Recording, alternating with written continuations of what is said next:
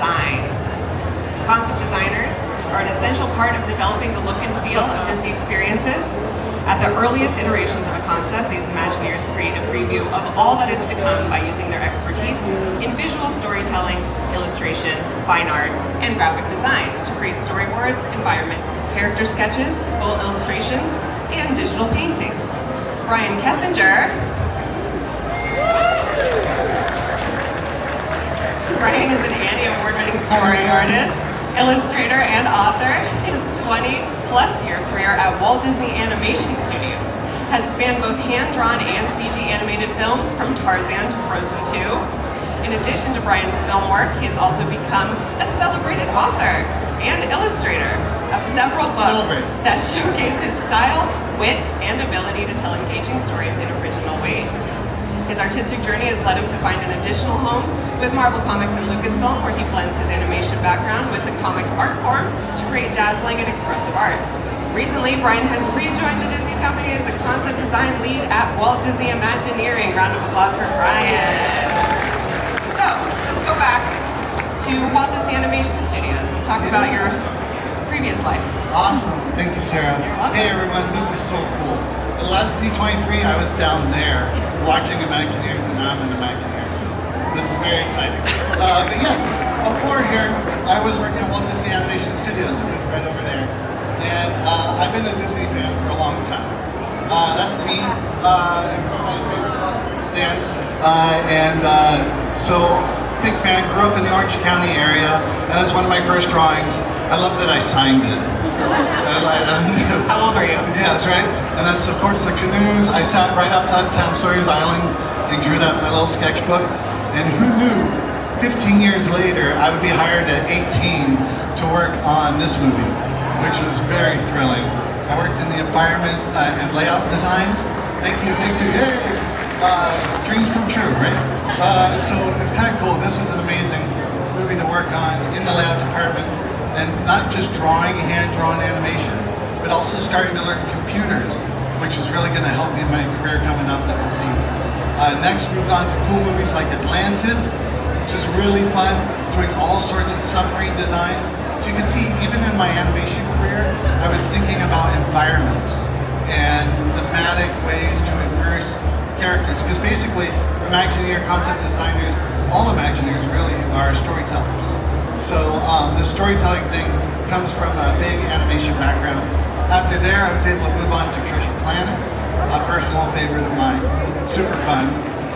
And from there, after Treasure Planet, I was actually able to make the move from layout to storyboards.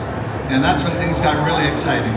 Because I got to work on movies like Big Hero 6, helping create and tell the story of Baymax, Nick Wilde, and it's so fun to see these stories now transitioning into the parks, right? So it's fun to be able to work on both sides of the fence with this stuff. And then from there, got to do some TV stuff, which was really fun. Prep and Landing. Anyone know Prep and Landing? Great Christmas specials. Yes, more coming on the way, which is great. And Olaf's Frozen Adventure, which was really fun, very special project to me as well. But what we're going to talk about next is... Yeah, your first project that you did as a concept designer at Imagineering. Right, so talk about a heck of a first project. Me and a couple of Imagineers were called into R&D by the team that you met over there. And so we have these amazing robots. They're so cool. They're fully animatronic, but on their own. They don't need any tethering. We need your help. We need you to make them Star Wars. Okay, dream job. So, if you didn't know already, I'm a big nerd. So, what we did, the Imagineers and I, we sat together, we started just sketching the robots out, getting a sense of their shape and whatnot, and then started to coalesce color palettes and thinking about, well, how do you turn a robot into a droid, right? Very different. The droids in Star Wars are their own thing, and there's a design language there, and that's something as a concept designer you think about, okay, how can I tell this story visually? This was fun too. A big thing with Star Wars design is asymmetry, right? And you'll find that asymmetry in design gives a lot of character. So this is fun surprise for you guys here. These haven't been seen. These are alternate head designs for the BDX droids that I did, just playing with the shapes. And asymmetry, just in case you don't know, is when design is off balance. So you get one big eye versus one little eye. I pushed it even further and even took some inspiration from the pit droids and R2 himself with the big eye. And then we got to play around with the graphics. And that was really fun. The paint job, weathering is another big thing in concept design. It's another way to tell stories, right? Because if you think about these droids living on Batuu, Batuu has 3 suns. So that's 3 times the sun damage that your paint job on your droid is gonna get. So you'll notice a lot of the flaking and the chipping, all of that helps tell that story in a real subtle way. One other idea was thinking of them as construction droids. So I was inspired by a construction cone. I thought, oh, what if, wait, sorry, I didn't click the button. What if these guys were like really beat up? Because that's what I love about the Star Wars galaxy is it's all lived in. So what if these guys were really just beat up parking cones with personalities? But we settled on, you know, a droid similar to this. You can see the weathering here on the body. Still a different alternate head shape. But we're starting to hone in. This is a team effort, right? This is 3 concept design Imagineers working together to get to a part. And I have a little video here to show you just about my own drawing process. So this isn't in real time, but it's pretty close. So I start with a really rough sketch, laying down my perspective and working out the volume of a drawing. And this is after the design is done. Because then we can really go in and make it feel like a polished, finished drawing. So you can see now that the rough drawing is done, I'm going in with some ink lines. And it's almost like watching a Polaroid develop, right? You're seeing the details come together, for those of you that know Polaroids. And then you get to the final project with color. And one fun fact I'll leave you with, D23 Easter egg.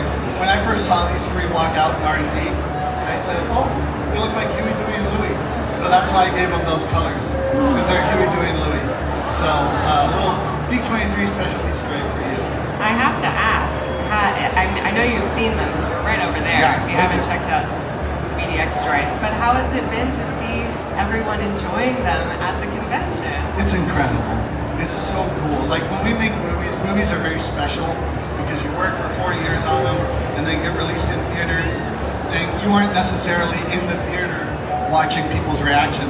But my wife Jenny and I were there just watching people enjoy what we as a team have put together. It's very special. I love that. That's amazing. And what's exceptional about having you here on this stage is that you also did the concept design for this pavilion. Yeah, incredible. So that's what a was little that? meta, right? Well, I didn't know when I was drawing these guys that was going to be me. They don't tell you that ahead of time. But it's fun. This was just very early concepts, right? Obviously things grow and develop. But you can see the little swirly curtains and all of that. I had great creative leadership under Kirsten, who kind of took over this whole project. And she really art directed a lot of this fun examples and, you know, the delicate art of drawing a model without revealing what's in the model. That's a whole nother skill. It seems obvious the ways that doing work like this is different from the droids, but what challenges come up with environmental design as compared to character design? That's a great question. So environmental design is tricky, especially in Imagineering, because you all are the camera. When we're working in movies and we design an environment, we place the camera where we want it to look. And so we have a little bit more control and we can maybe say, oh, we're not seeing that wall as much, so we don't have to put on that much detail.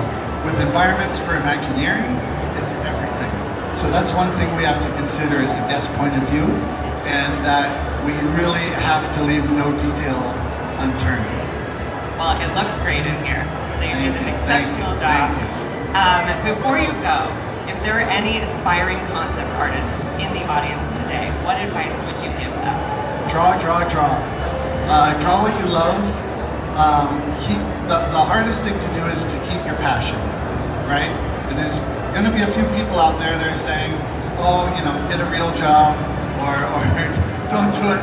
But if it's a dream for you, if it's a wish for you, just keep doing it. Because you saw 5-year-old me up there drawing Mickey Mouse for fun, and now I get to draw him for real. So really just keep a sketchbook, keep drawing, and draw what's around you. Because a lot of what we do in concept design is taking our observation, our point of view of the world, and putting an artistic spin on it. And that's how we can connect with guests, is their ability to recognize, oh, I see what that person did. And those little details are really what make a Disney difference. Amazing. Thank you so much, Brian. Round of applause for Brian Kesinger. And we will be back here on the center stage